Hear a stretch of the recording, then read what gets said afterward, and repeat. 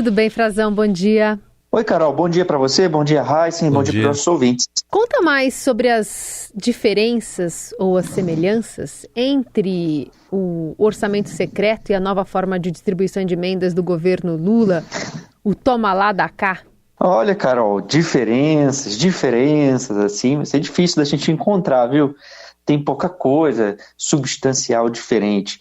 A diferença é que o dinheiro mudou de lugar, vamos dizer assim. Mudou de lugar, deixou de existir aquela emenda de relator, daqui a uma emenda orçamentária feita pelo parlamentar que serve naquele ano anterior, né, como relator geral do orçamento, ele que faz a negociação política pelo parlamento, ele que faz a negociação com o governo federal, aonde eles vão alocar o dinheiro das emendas, mas são recursos que continuam bilionários e que continuam a rigor, sendo distribuídos segundo a orientação política. O que o governo tem dito nos bastidores? Olha, isso é uma decisão do Congresso, nós estamos muito pressionados, o Congresso exige que a gente faça as emendas dessa forma ou daquela forma, o Congresso ganhou muito poder, é verdade, na definição do orçamento nos últimos anos, e nós estamos emparedados. Nos bastidores é isso que o Palácio do Planalto fala, do que o governo Lula fala.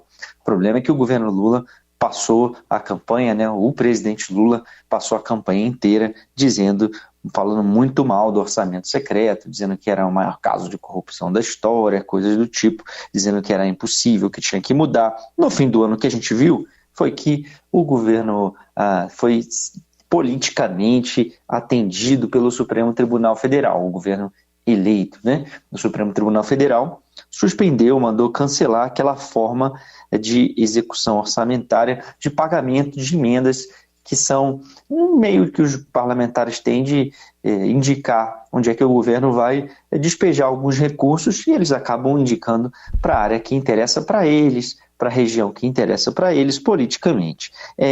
Do jogo está aí há algum tempo. Esses recursos eram, então, do RP9, né, uma sigla que eles usam para marcar os recursos no orçamento e que tinha essa negociação passava pelo relator do orçamento e principalmente pelos presidentes da Câmara e do Senado e seus aliados mais próximos, Arthur Lira e Rodrigo Pacheco. E também não podemos esquecer quem está muito forte, o Davi Alcolumbre, no Senado Federal. E o que ocorreu é que o Estadão descobriu que aqueles critérios técnicos para estabelecer onde é que esse dinheiro ia ser empregado, Carol Heisen, eles não eram muito seguidos, não, sabe? O parlamentar tinha muito poder nessa indicação.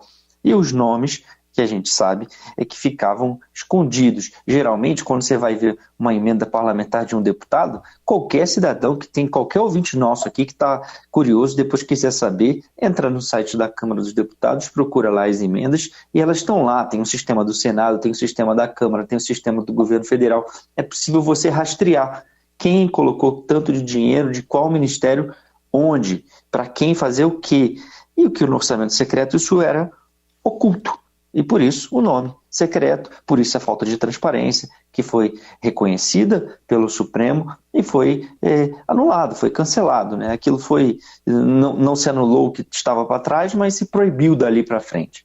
Ocorre que o governo Lula despejou a verba, né, por essa decisão e por acordo com o Congresso no fim do ano passado, eles acabaram mudando onde é que a verba está.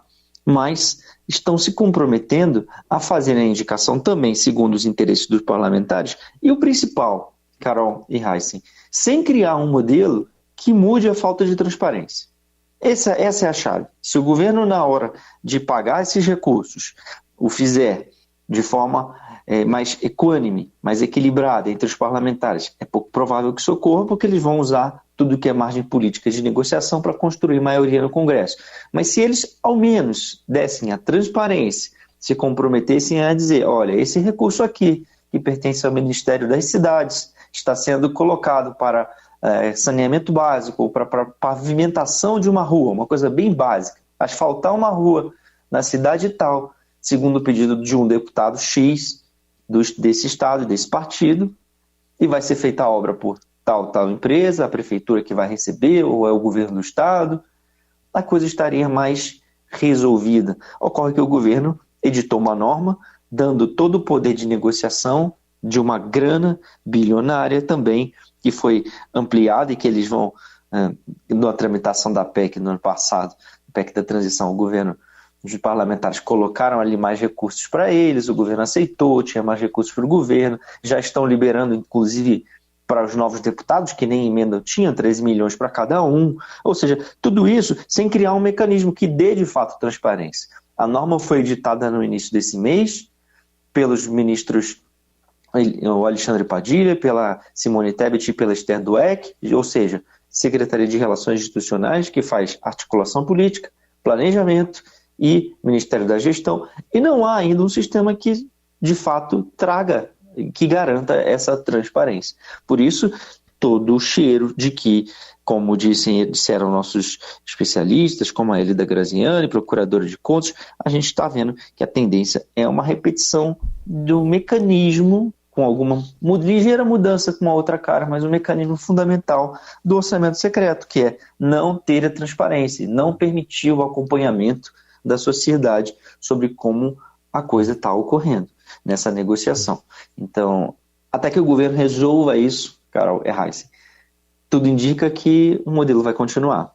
E isso, além de contraditório para esse governo, né? Além de contraditório, fere os princípios básicos de transparência, da administração pública, de bom uso dos recursos, de impessoalidade, enfim. Por aí vai. Muito bem. Esse tema foi hoje abordado também no editorial do Estadão, que a gente também reproduz aqui na Rádio Eldorado, o Orçamento 2.0, Orçamento Secreto 2.0. Mas tem outro assunto para a gente tratar com você também, Frazão. Falava-se aí numa federação entre o PP, Partido Progressista, e União Brasil, só que agora não mais. O que aconteceu para não rolar esse casamento e o que vai ser então? Amizade colorida ou nem isso? Eles têm uma proximidade, né? Tem nacos de cada um desses partidos que quer ser governo, nacos que querem ser oposição, e aí alguns volta e meia vêm com essa história que é um grande balão de ensaio. Quando eu vejo essa história de fusão ou de federação, eles nem sabiam muito bem o que estavam fazendo, porque não sabiam se podia se federar agora, que a federação era até a eleição do ano passado, né? Era prévia à eleição de 2022. Aí eles já estão dizendo que essa federação seria prévia à eleição municipal seguinte, que seria com esse objetivo.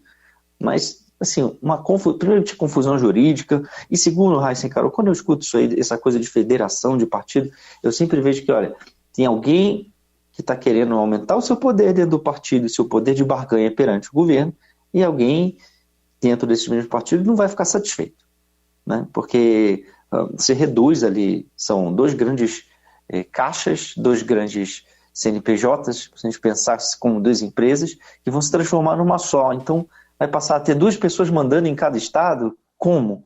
Né? Eles vão ter que seguir a federação. O princípio da federação é que não é uma aliança meramente eleitoral, que ela segue ao longo de uma legislatura de 4 anos. Então, e ela tem que valer em âmbito nacional, não é só no estado, no município, o partido tem que caminhar junto no Congresso. A gente viu tem algumas funcionando, tem 2 funcionando nessa legislatura pela primeira vez, mas não está lá muito bem, sabe? A coisa não está assim, as mil maravilhas, tem divergências entre os partidos que estão nessas federações, e me parece, assim, quando eu vejo essas coisas, eu lembro sempre do Datena, sabe? O Datena que sempre vai ser candidato a prefeito de São Paulo. Sempre vai ter um partido novo também para disputar, ou para tentar disputar, né? Agora ele está indo mais para a esquerda, depois da direita para a esquerda. Agora é o PDT, né? Não seria isso, para o PDT, né? Isso, PDT.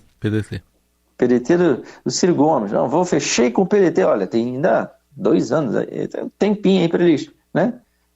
Decidirem isso. Eu sempre vejo isso dessa forma também. É um pouco de um balão de ensaio. Lança lá aquela ideia, vamos negociando, vamos ver no que dá, e no final, nada acontece. A gente já viu federação do MDB com o PSD, federação que vai fundir o partido tal. De novo, União Brasil com progressistas. Essa já foi e voltou tantas vezes, até que saiu União Brasil, que saiu uma fusão. Eles se uniram, o partido, o PSL com o Democratas. Então, ali houve uma união para valer, né? Esses partidos não existem mais a rigor, existe um único partido. E isso já deu problema, já deu muita confusão. Esse partido faz parte do governo, esse partido tem 3 ministros do governo Lula, tem gente da oposição, ao mesmo tempo ele tem o Sérgio Moro, que é oposição ao governo Lula, o senador Sérgio Moro, a esposa dele, a mulher, Rosângela Moro, tem o ACM Neto na Bahia, que é historicamente oposição ao Lula, ao PT. Olha, é uma confusão, uma coxa de retalhos ali. E é claro que ia dar problema nessa discussão. Quem saiu ganhando, na verdade, é o governo, que não tem uma bancada ali de 108 deputados que poderiam fazer talvez um bloco mais forte para barganhar, e seria ainda mais fundamental para o governo. O governo hoje não tem o progressistas, pode até vir a ter, tem alguns pedaços, tem a colaboração, mas estaria mais próximo de ter uma parte do todo, não a íntegra, do União Brasil. Eles têm ciência de que não terão voto completo no União Brasil, de que ali tem problemas ainda de articulação. E a união desses 2 partidos temporária, por 4 anos, numa federação, ela duraria na prática o governo Lula inteiro. E seria, assim, aí sim, dentro do Congresso, a maior bancada, né, a maior bancada da Câmara dos Deputados e também do Senado Federal. Ou seja, não é tão ruim assim do ponto de vista do governo, e na verdade mais um balão de ensaio. Eles não se entenderam, né? Não se entenderam na divisão dos cargos de quem ia mandar na federação, nos estados e também nacionalmente, porque o Luciano Bivar, que comanda o União Brasil, que tem mais caixa hoje, tem mais grana que o Progressistas no seu cofre, grana pública, inclusive, né, do fundo partidário, não ia abrir mão de comandar. O Davi Alcolumbre também estava contra, ele está muito forte, hoje é um cara que manda demais nos bastidores do Senado Federal. O Arthur Lira estava a favor, eles têm outras divergências aí que estão surgindo. Enfim, o plano se frustrou mais uma vez. Mais uma vez a gente vê muitas notícias sobre isso e a coisa não se concretiza. Talvez porque seja só para isso mesmo também, para barganhar um pouco. E acabaram já dividindo ali as comissões, né? Quem vai ficar com o que na Câmara dos Deputados?